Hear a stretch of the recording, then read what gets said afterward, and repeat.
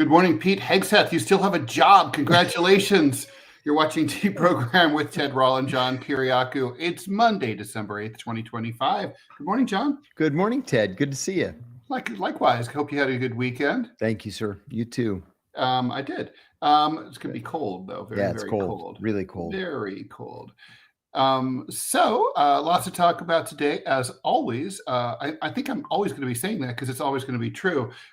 So Hegseth, speaking of which, the WarSec or DefSec, depending on your politics, has declared an end to the age of American utopian idealism.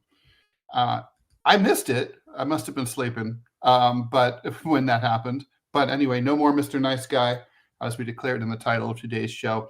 The Supreme Court is poised to, I think, rule in favor of the administration in Trump v. Slaughter, which is going to have some huge implications in terms of the way that the federal government works and in terms of its independence from the executive branch.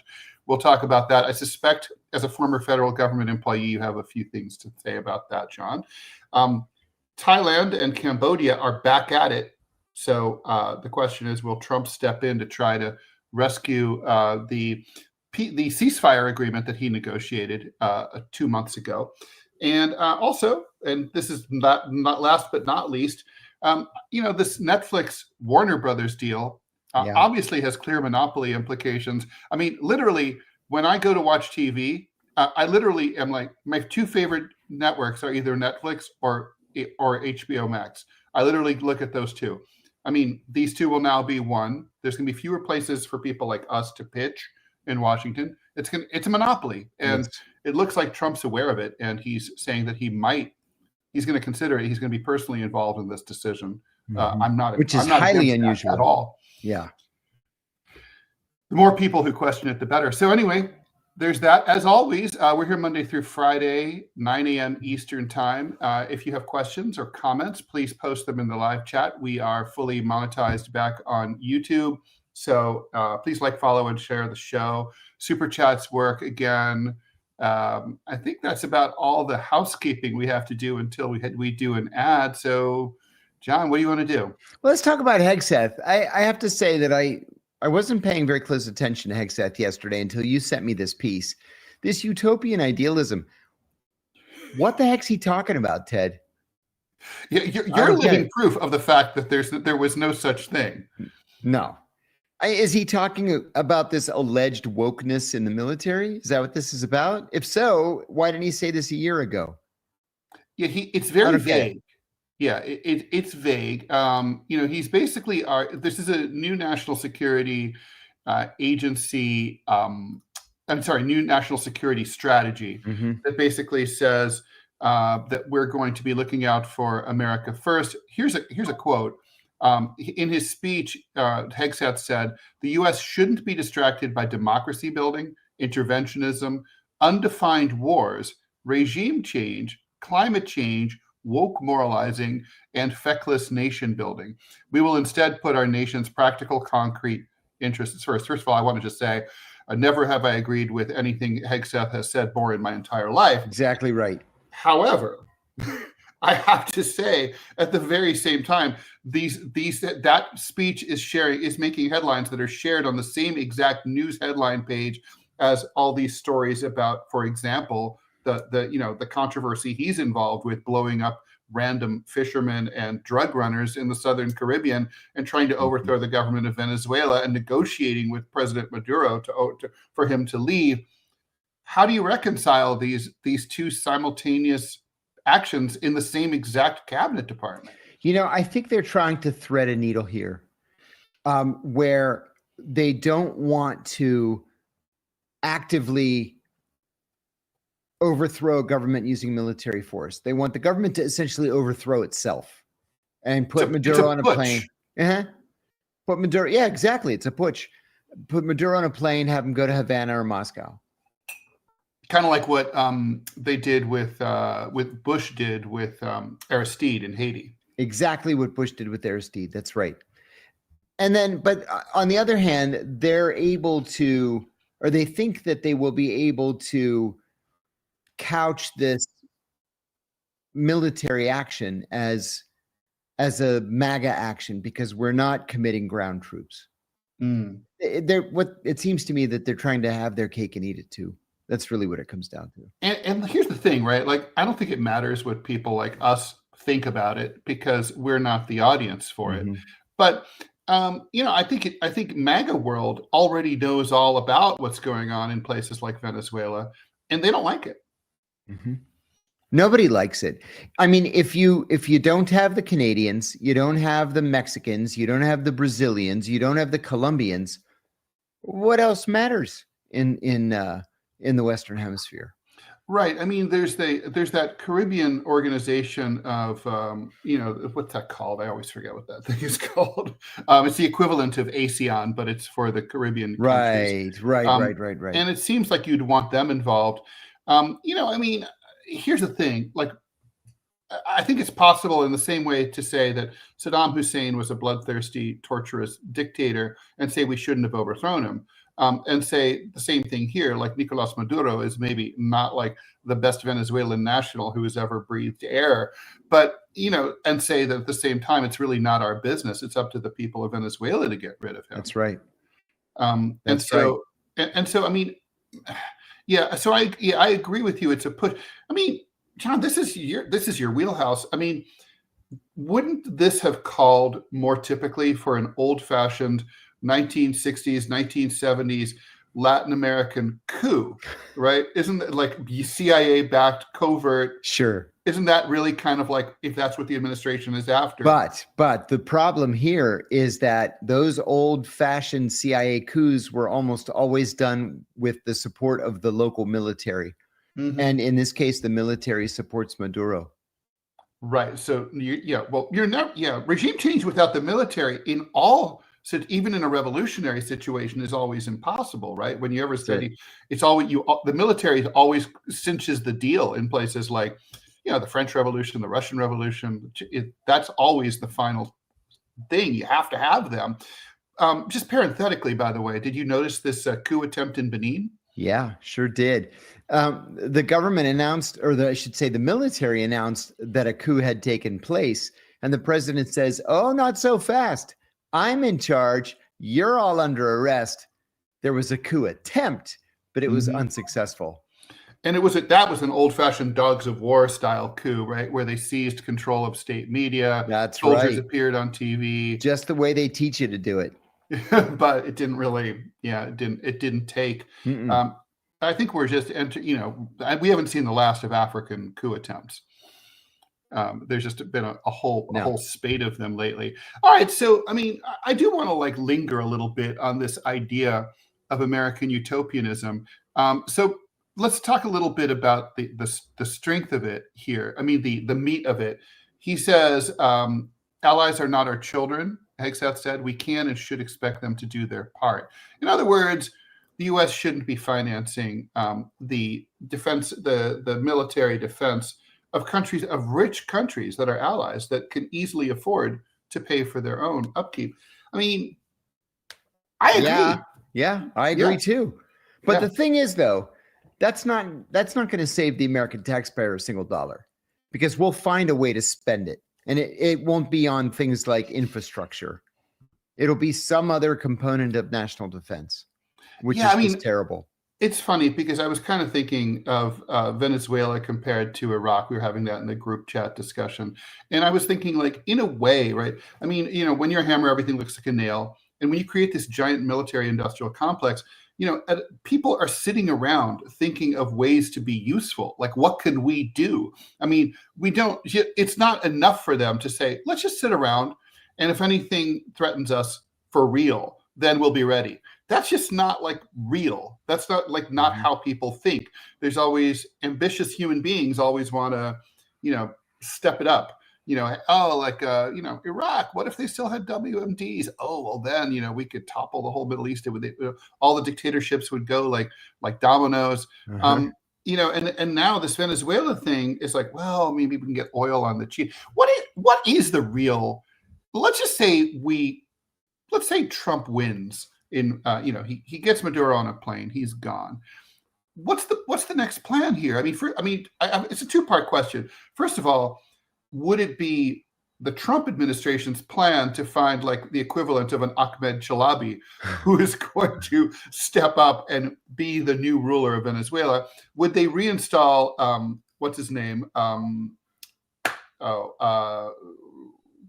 other Venezuelan guy who wanted to be president. Juan Guaido. Would they install Juan Guaido? It seems like that's what they would want to do. I had this Venezuela expert on my other podcast, Deep Focus, the other day, last week. I'm not even sure we've released it yet, but I think it's coming soon.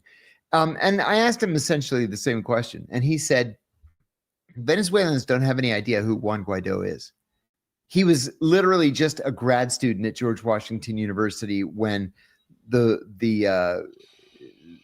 first Trump term people, led by John Bolton, just announced that he was president of Venezuela, and then forced, 36 countries to recognize him. That's what we did with Hamid Karzai. Most Afghans didn't have any idea who he was. When I talked to them, they were like, who? Yeah. And then we just installed this guy. I mean, so I don't think there's any plan for who steps in a post-Maduro regime. I don't think so either. I don't even think there's a plan whether we should install them.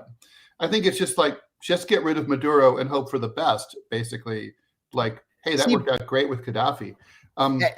You took the words right out of my mouth. That kind of policy never works. The whole overthrow policy never works. It never works out the way you think it's going to. And there's not even a best laid plan of mice and men here. There's no plan. There's no plan. And so, so it's like they go, Maduro goes away. What's the hope here? Is the hope that we get the oil at a discount? It doesn't work that way. Oil is a global market. Right. And Venezuela is the Belgians get it for the same price we do. Venezuela is a member of OPEC. They're not going to undercut themselves by giving us cheap oil. See, and this is the other question too, Ted, is what threat does Maduro pose? No threats. There aren't Americans being killed or kidnapped. There's no threat that they're going to invite the Chinese Navy or the Russian Navy in to, be right off the coast of Florida. None of that is happening. We just don't like the guy. Well, that's the thing too, though. Here's the thing that I get, right? Like, so we have bumper sticker politics in this country, right? I mean, Americans be working 60 hours a week. They're too busy to follow everything to the extent that they even want to. Now, if you target Iran, which is foolish, but at least there it's like, okay, the skids have been greased from a propaganda point of view. Yes. Like everyone knows, like the Ayatollah was evil with his big bushy beard, and like that the hostages and 444 days, they know about that. People it's in our national consciousness. Russia, the Cold War, Stalin, all that stuff. But Venezuela, I mean, the American people have not been propagandized to think that Venezuela is anything to even think about at all. Yeah. So how can you? So there's not going to be any support for this. No, you remember just after 9/11, everybody in America wanted to go to war and just destroy Afghanistan and destroy Al Qaeda. Which, by the way, I think, just to interrupt quickly, I think that had a lot to do with the fact, again, that the wheels had been greased because of the Taliban mistreating women, blowing up the Buddha statues a year before. Anyway, go ahead. Yeah, I mean, you kind of took the words out of my mouth. There was kind of it was easy to convince Americans. You didn't even have to do any convincing. Everybody saw 9/11. They saw it all play out on TV. We wanted to kill everybody. There is no such background with Venezuela. What have the Venezuelans done to us? It doesn't make any sense. No. And then like this whole, the whole shtick here, and this, I guess this goes into sort of Fox News echo chamber stuff. Whenever the United States, when the right wants to say that there's a problem, like let's say, opioids, we'll say like they've declared war with using opium. The migrants are a war. It's an invasion. So they use military terms to adhere to these phenomena that are not military at all. I mean, I'm against illegal immigration for sure, and I believe in a strong border, but it's not a war. It's not an invasion. These are people coming to find jobs and make more money, right, and get a better life. That's what they're here for. And it's sort of so. I mean, the thing is, when you only are playing to half the audience, because only half of Americans watch Fox News and follow all this stuff. I mean, you have your ceiling of support, of popular support, is inherently low. I mean, even if you get 100%, ideological acquisition of the people you're targeting, that's only 50% of the country. You're never going to have enough to really sustain a military conflict. No, you're absolutely right. I see in our internal chat, Robbie is taking exception about the word invasion. It is an invasion. Robbie, shall we pop him in? Robbie, sure, pop in. Robbie, all right, Robbie, say your piece. It is an invasion. Well, you can tell by the immigrant Air Force and the terrible heavy weapons the immigrants are using against us. No, I mean, no, serious question here. If there's any other country in the world where you had 100 million people come in, would any other nation not consider that any kind of anything other than what it is, which is an invasion? But first of all, that's not true. It's not 100 million people. No. Well, look, a million is too many. Okay, but it's still. I completely agree. But it's not. I mean, for example, let's just say France. Okay, what would happen to France if you say? Well, they have had a huge illegal immigration problem.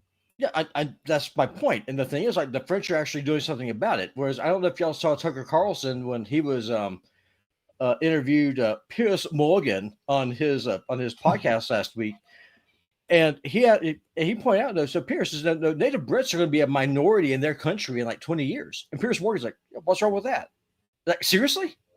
That's national suicide by demographic change. But that is exactly what that is. But we're not, nobody here is arguing for illegal immigration. What we're saying is it's not an invasion.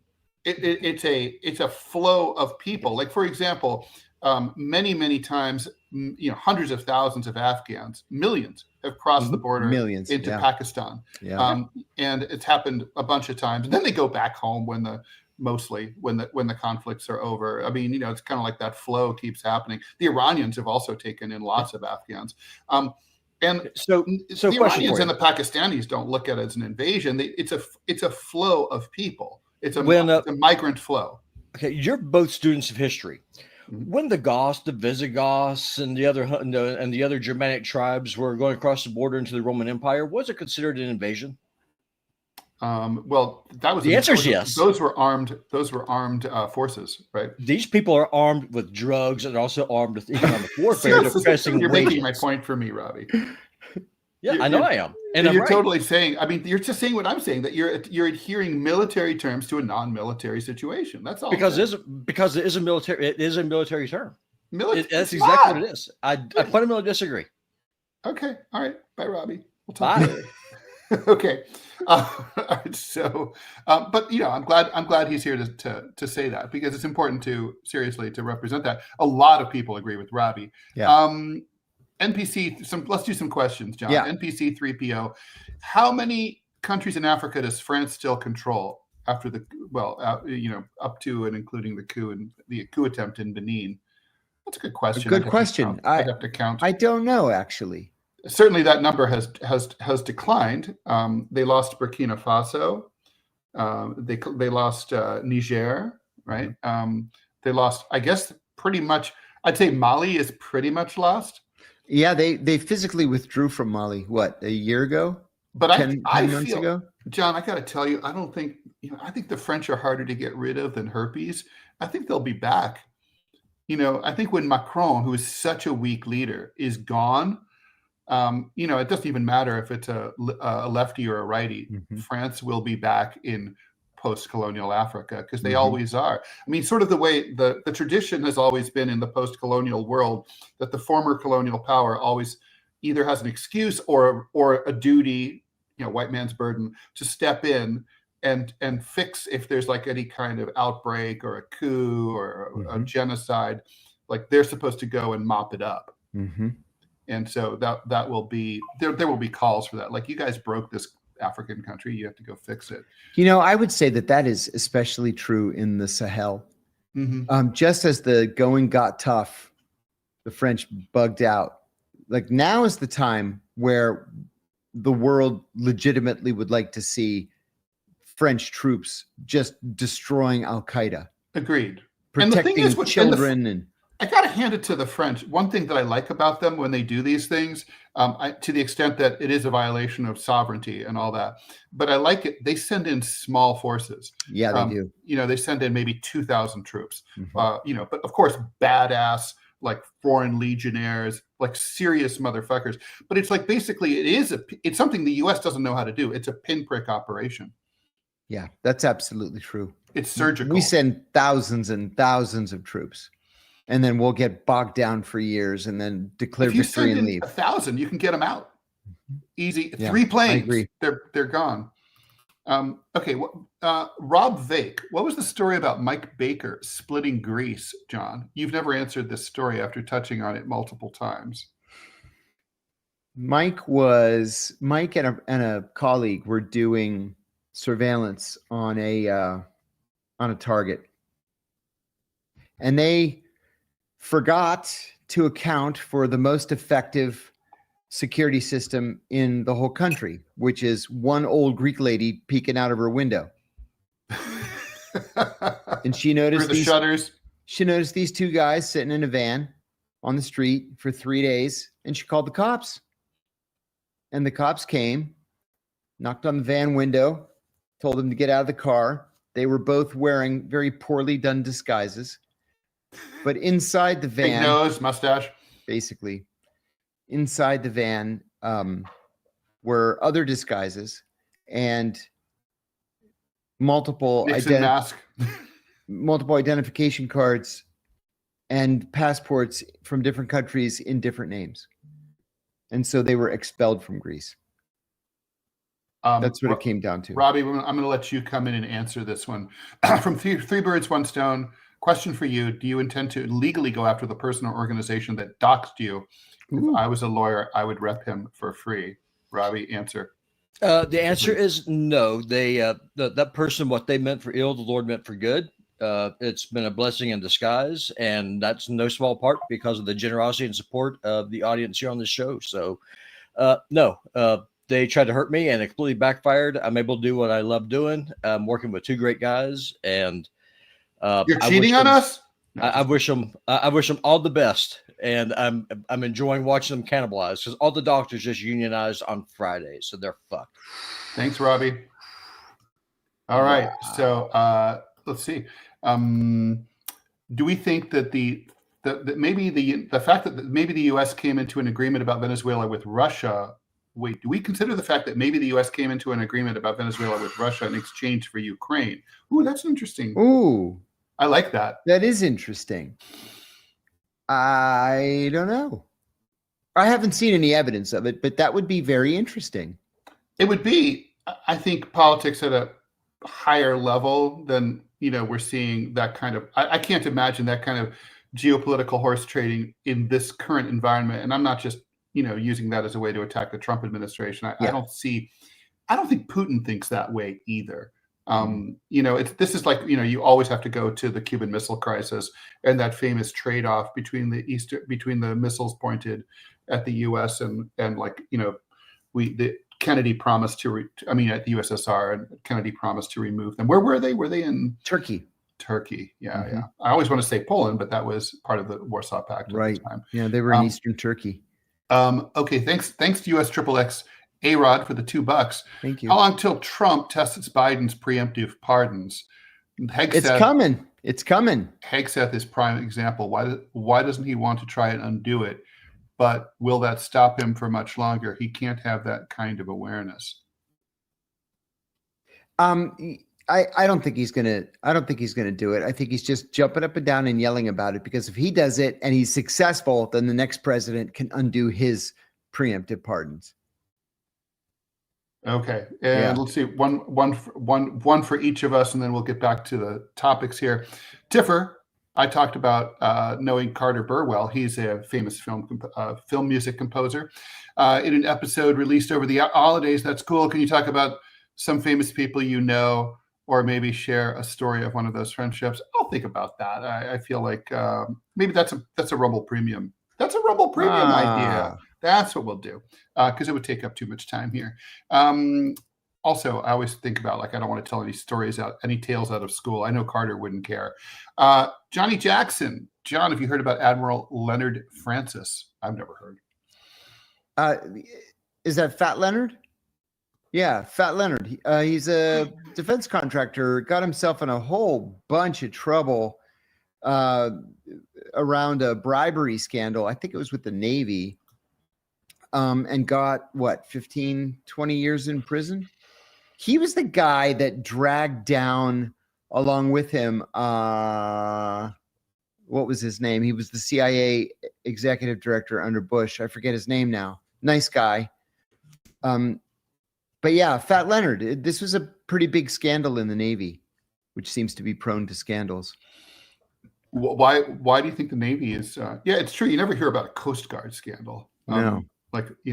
Or even Space Force. No, Space Force. Space Force is clean as a whistle. I met a guy the other day who told me he was retired from the Space Force. And I said, Already? Retired from the Space Force? I said, he just made the Space Force, but 8 years ago. Yeah. He said, yeah, but I was in the Air Force for 20 years, and then I switched over to the Space Force. And I said, yeah, but then the Space Force has literally nobody in space. I thought it was kind of a joke. Yeah. Until people started transferring into it. So what do you do there? And he said, well, we just it always pretty much freaks me out when I see the flags of all the branches of the and armed you're like, forces. what's that one? Yeah. What's that weird looking one with the Star Trek logo on it? With the Star Trek logo, exactly, which they did on purpose. Did they really? Well, I'm glad it was on purpose, actually. Just like you remember the early flip phone called the StarTech? Yes. It was a play on Star Trek, and it was the flip phone like the Star Trek communicator. Star Trek has so much influence on the aesthetics of our modern technology. Oh my God, yes. So the compact disc. There's an episode where there's a library on a planet that's about to be destroyed when a sun goes either red giant or supernova, and there's an old guy in a white robe, and he shows all the information of our society is stored on these discs. On the discs. And it's a disc like this. And the guy who invented the compact disc, he didn't invent this disc because this was the most efficient way to store data. He literally was just like, he was a Trekkie, and he's like, this looks cool. And people would buy these. Awesome. And also the iPad. I want to show you something. Same thing. I want to show you something. Hold on. Here we go. Yeah, the iPad is like basically like in Star Trek, you'll see them hand a pad to each other, a report like, here, Captain, here's the information you asked for. And, or he signs off on something. It's the iPad. There was a contest in the Washington Post among cartoonists. For some reason, they wanted to know what this new Apple tablet would be called, and I won the contest because I said I think they're going to call it the iPad after Star Trek. Check this out.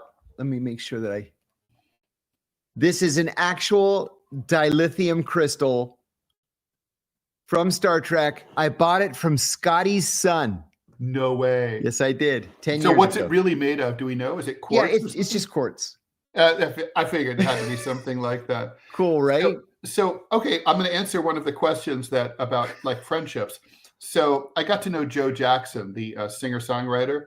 Is she really going How cool out is that? with him? That's fantastic. And one of the most magical memories I had was I was invited over to his apartment in New York for a small gathering of people to do for New Year's Eve. And at midnight, he came out with his keyboard and performed just for like the 15 of us, All for Auld Lang Syne, which was amazing because it's Joe Jackson. Anyway, his bathroom is Star Trek themed. And he had like a tricorder, he had a communicator, all from the original series in the bathroom. He had like all sorts of ephemera from the first season series. I love it. I love the original one. I never really took to the other ones, but the Really? original. I have to say, I mean, Next Gen is pretty fucking awesome. You got to get past the first season because the first season is way too much about establishing characters, Right. And like it hadn't really found itself.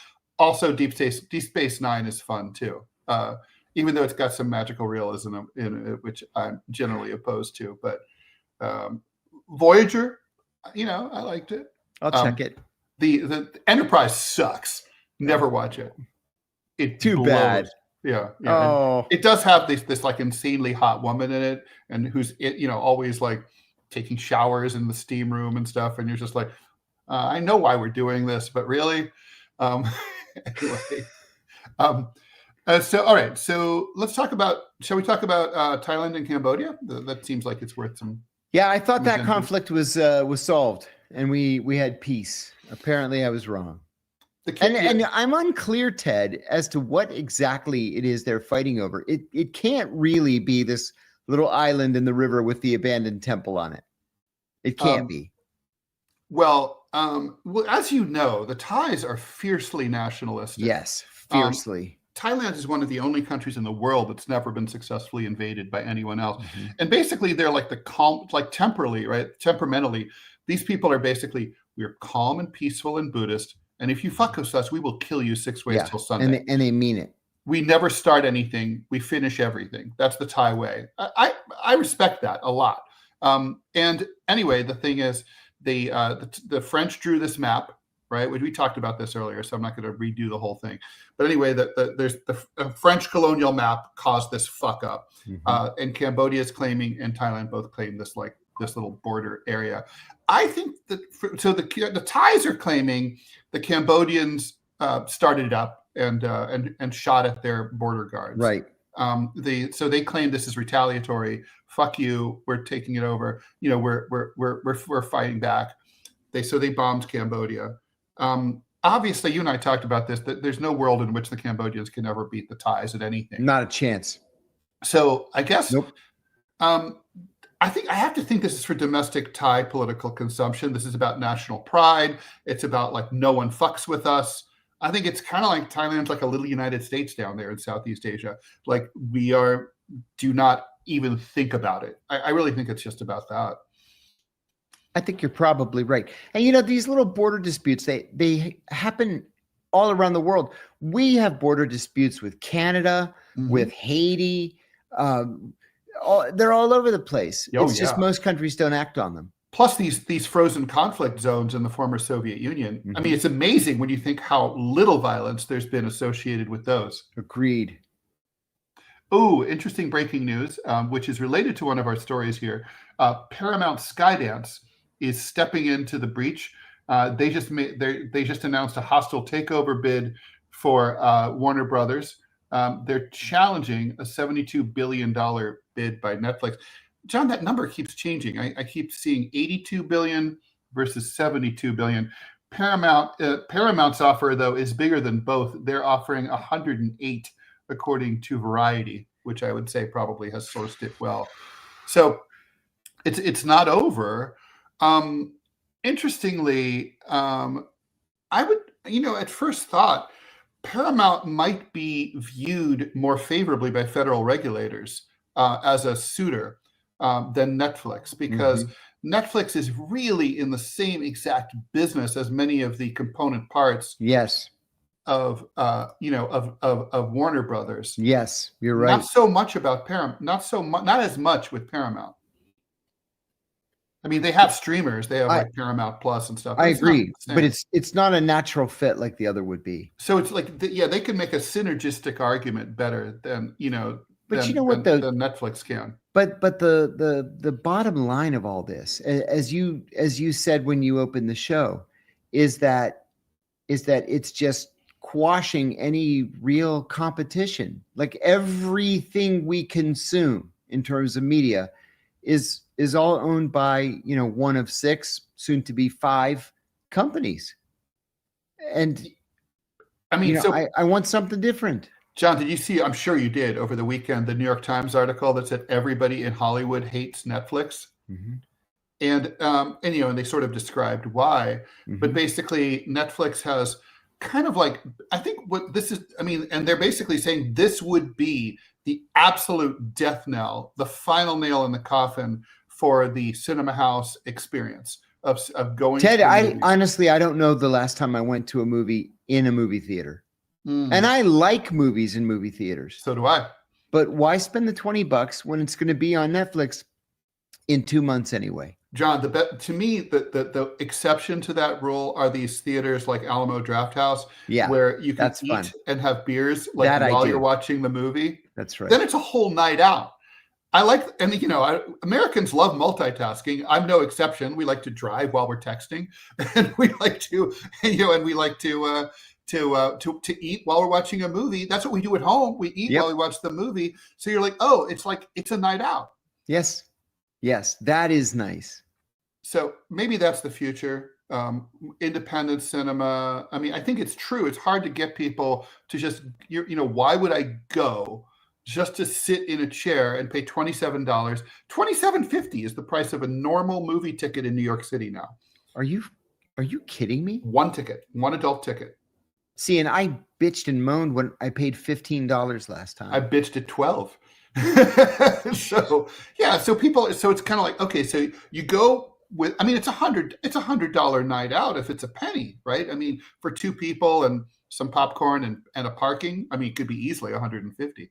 So, are people going to do that when they have a 65-inch flat screen at home with like surround sound speakers and no one kicking the back of their seat? I mean, no, they're not. And not to mention the movies aren't staying in the theater for any length of time. So there's no sense of exclusivity. Whenever I see that a movie is out, I'm like, oh yeah, I'm interested in that movie. And in 3 weeks, I'll watch it on streaming. My son called me and said, you've got to see Spinal Tap 2. It's hilarious. I laughed through the whole thing. Big stars. Great. I said, great. I can't wait. I'll get around to it.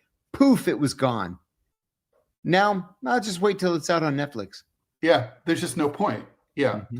So, I mean, I guess the question is, this is a big question. I mean, should we, how like a lot of countries protect their business? Like, for example, the Europeans, they protect their farmers. They're like, it's very important for us to have not everything be big farm, big agribusiness. We want small family farms. So we pay, taxpayers who live in big cities willingly, happily pay to support small farms. It's a part of their national identity. Mm-hmm. In this country, should we, as part of our national identity, start thinking about certain lines of business? Like, it's just not America without a print newspaper in your town, or it's not America really without a bookstore, or without, whatever, a movie theater. I mean, should that be financed? I don't know, man, because it seems like a losing strategy to me. The world is going to continue to change. Yeah. I'm going to draw a parallel. In the early 20th century, the Indiana legislature decided that pi, 3.1417, whatever. Yeah, that's too complicated. So they voted and they passed a law in Indiana that pi equals 3. They did. You can. It's the ratio. It's the ratio of the circumference of a circle, to its diameter. And of course, pi doesn't equal 3, so it screwed everything up. And a year or two later, they had to retract the law. Because that would have impacts on like acreage and stuff, like land disputes. And that's exactly what happened. So it seems like we can try to slow. Change and slow progress, and it's gonna fail. We're gonna lose, and I feel like it's the same situation. Like Indiana is to Ohio as New Jersey is to New York. We used to always make fun of them. Oh my God, in Pennsylvania with West Virginia, absolutely. So we can say every town needs a print newspaper, which I agree with. I was a paper boy for 5 years. That's how I got started in life, right? Me too. At the age of 10. The Dayton Journal Herald. I was the Newcastle News and the Youngstown Vindicator. Kettering Oakwood Times also. And but that's not going to slow the phase out of print newspapers. Just like, subsidizing a theater, which I also think would be great fun, isn't going to slow the demise of the theater. Right. No, I know, but I feel like there are ways. Like, for example, in Sag Harbor, the theater burned down, and there was there's a lot of rich people there, so they paid to rebuild it, and the theater came up with some really novel approaches. That they needed the capital to have the chance, and then like without having that like need to make a profit every single night.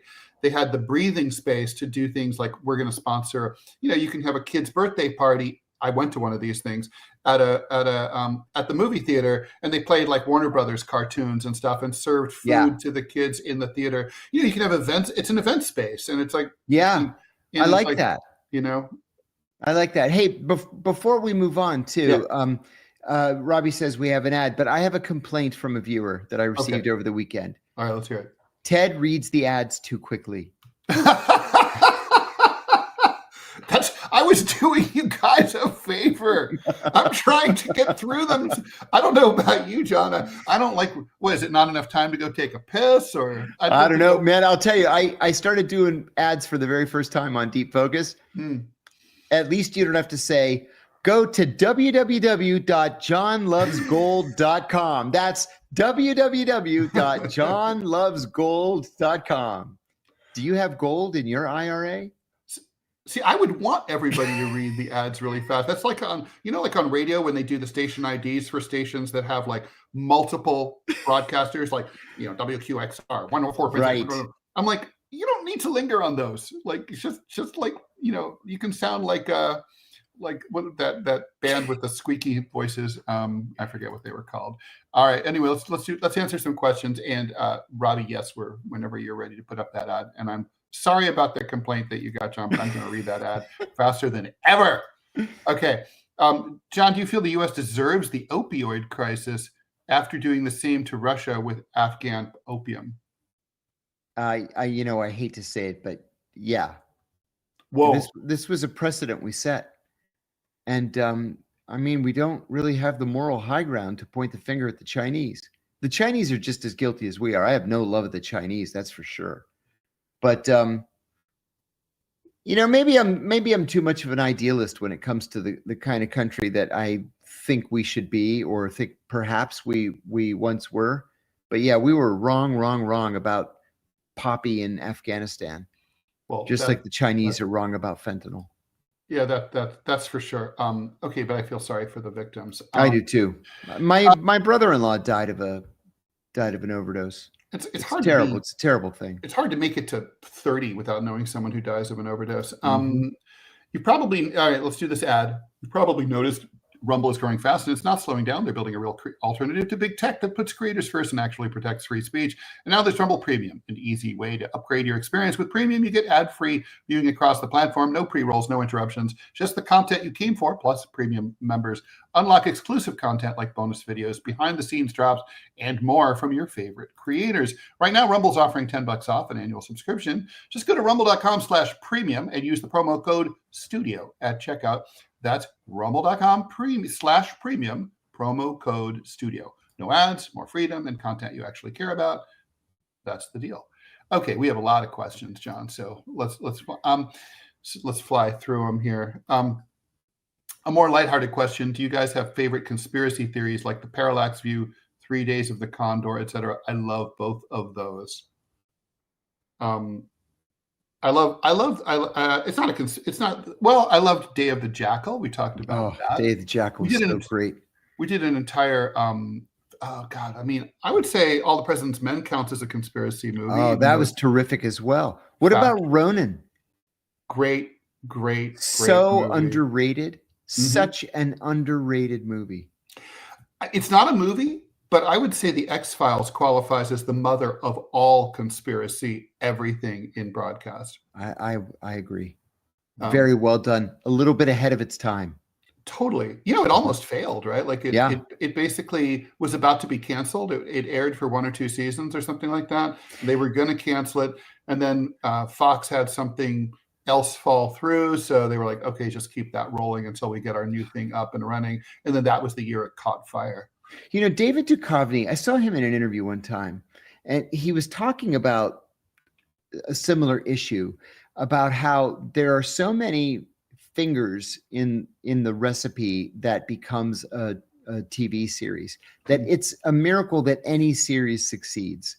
He said that he came up with this idea. He had a brother who died, and I think it was an overdose, but he came up with this idea for a drama on this family torn apart by drug addiction and, blah, blah, blah. By the time it got through the process, when he sold it, they were like, oh my God, this is so powerful. It's going to be one of those must-see television series. We're going to buy it. We're going to make it. We're going to green light it. By the time it was done, and every asshole studio executive got a whack at it, it was a comedy. And he withdrew from it because he said it disrespected his brother. It's gotten so fucked up. Uh-huh. Yeah. Yeah. things. I mean, it's so dumb. I mean, the process. I had this book called "Real Americans Admit the Worst Thing I've Ever Done," where I collected confessions from people about the worst thing they'd ever done. Awesome. And it was in development twice. And the last time was like during the peak woke period a couple of years ago, and they were like, "Ted, would you be willing to be the host of this?" I was just going to sell the idea.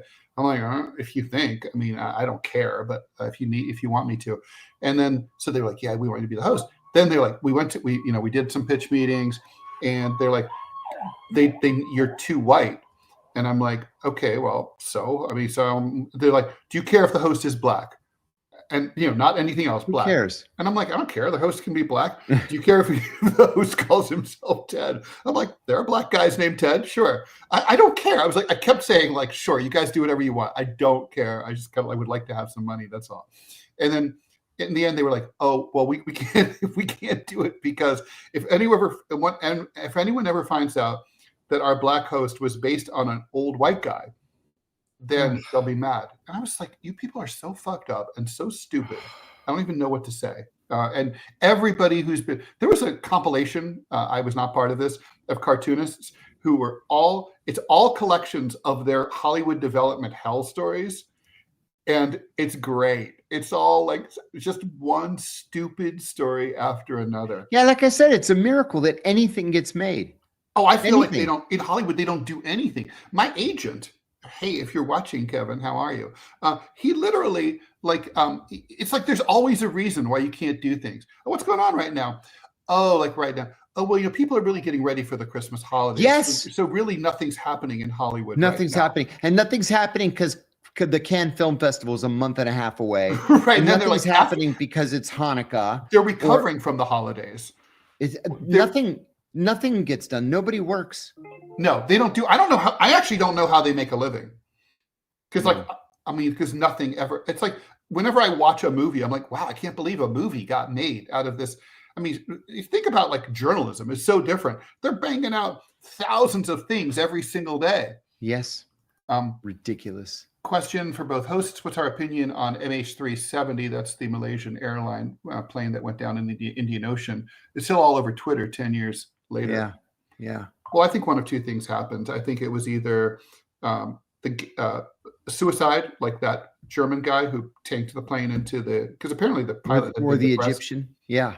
Or gas, right? Like a gas filled up the plane because that's happened too. And they went unconscious. I'm leaning more towards theory one, but what do you think? Agree completely. I think it was probably a suicide. Just like in that Egypt Air crash in, what was it, Switzerland or something, where the only thing that they were able to get off the black box was the co-pilot just saying, Allahu Akbar, Allahu Akbar, Allahu Akbar, and then it crashes. And the German guy in the French Alps, right? I think that was Lufthansa, could be wrong. John, question for both of us. Do we like the outlaw Josie Wales? Oh, yeah. In fact, I love those movies so much. Me too. And I still watch it on, I DVR it. It's on MeTV. By the way, The Star Chamber, great paranoid movie. That's another one that's underrated. I like The Star Chamber.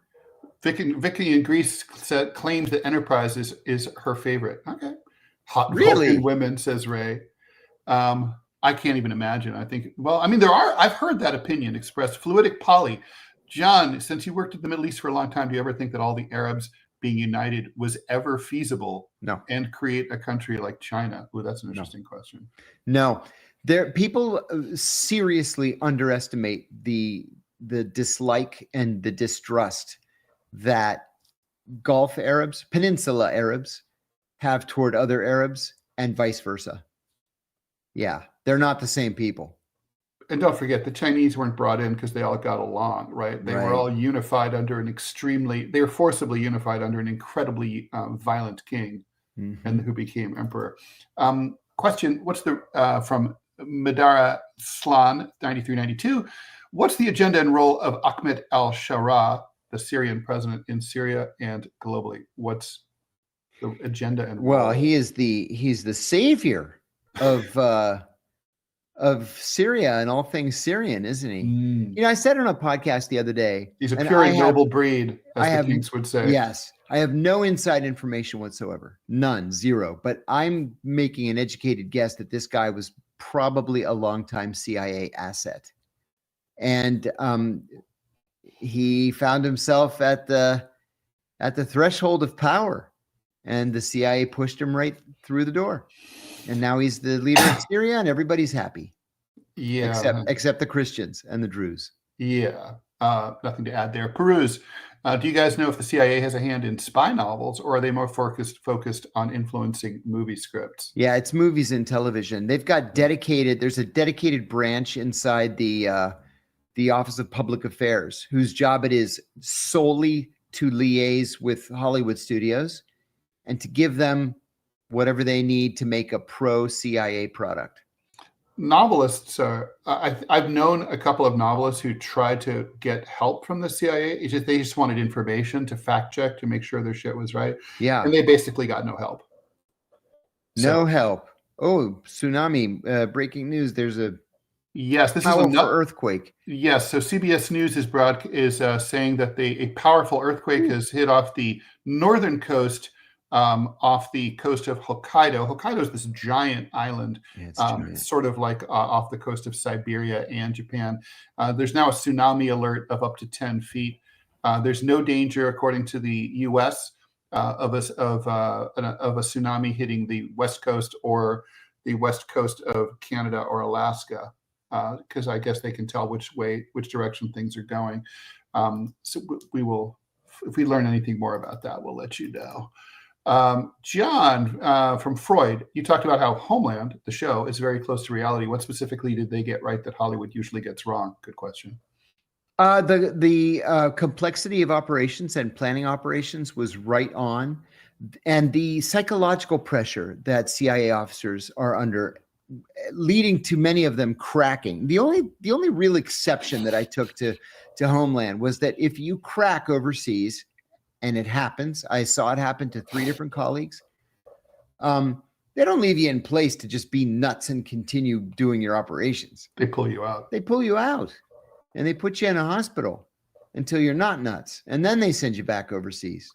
I mean, people don't I mean, it's funny. I knew a guy he was a reporter. This is not the same thing at all, but it is kind of similar. He was stationed in Kabul in 2001, and he cracked after just 3 weeks. And 3 weeks. 3 weeks. He was at he was hanging out at the Intercontinental Hotel in Kabul, which granted was pre-renovation. Yeah. But still, I remember we were all talking about what a pussy. Yeah, you're in the wrong line of work, buddy. Yeah, we're sleeping hard on the ground outside, and you're hanging out in Kabul where nothing was going on really. It was all in his mind, right? I remember the last time I was in Kabul, I wanted to take my security detail and my translator out to lunch, and I said, let's get a nice lunch, right? Let's spend some money, nice lunch. So we go to this kebab place, and it was nice. They had like a fountain inside, and by Kabul standards, it was nice. Sure. They blew it up the very next day. That can happen. Taliban went in, just blew it up to 1 million pieces, killed 12 people. And I remember thinking, that's unfortunate. Okay, well, now what are we doing today, guys? Yeah, you have to roll with the pressure, or the pressure's going to destroy you. Yeah, you're right. It's like not the job for you. We talked about the Pearl Continental Hotel. I stayed at 2 of those that subsequently got blown up. Really missed that hotel. It was a great hotel. But anyway, we should talk a little bit before we go, and we'll try to get to more questions. Trump versus Slaughter. So this is really interesting. It's an echo of a 1935 case.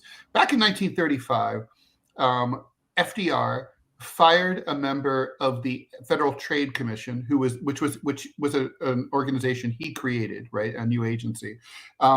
He didn't at the time. This guy was that he fired. God, what was his name? Humphreys. Humphreys was a conservative, and he was standing in the way of New Deal reforms. FDR was pissed and shit canned him. Humphreys refused to leave. Humphreys sued. It said this is an independent agency. The president doesn't have the right to sue.